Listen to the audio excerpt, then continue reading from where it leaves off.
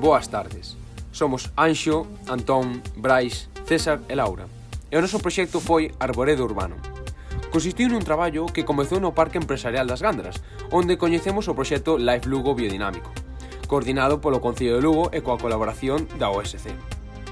Houbo 1.200 peticións de países da Unión Europea para participar no proxecto.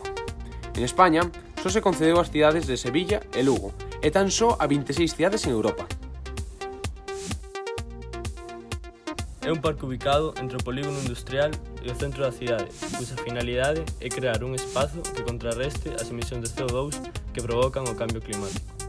Ademais, é apropiado para que nun futuro sexa un parque para facer deporte, camiñar ou ir de picnic. Toda a plantación é autóctona, formada por freixos, cerdeiras, pradairos e carballos, deixando de lado os eucaliptos que predominan no panorama galego. Alí aprendemos a utilizar aparellos como o ipsómetro de ultrasons, co que medimos a distancia e a altura das árbores, ou un capaz de saber a cantidade de clorofila das follas.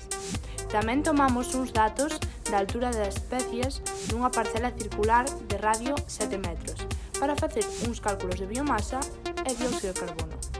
Con todo, nós só medimos unha porción moi pequena de parcela total, mentres que os profesionais teñen que medir en torno a 4.200 árbores cada ano.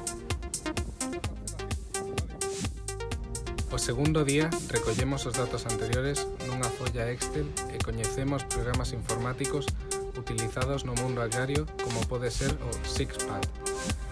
Nel puidemos ver a parcela e medir determinadas superficies e longitudes. O mestre aclarounos dúbidas que tiñamos acerca de conceptos agrícolas como o catastro, o PAC, etc.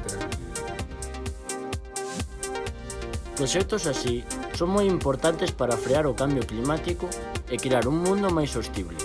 Porén, non son suficientes xa que o ritmo de emisións de gases de efecto invernadoiro é moito maior que o que fixan os vegetais.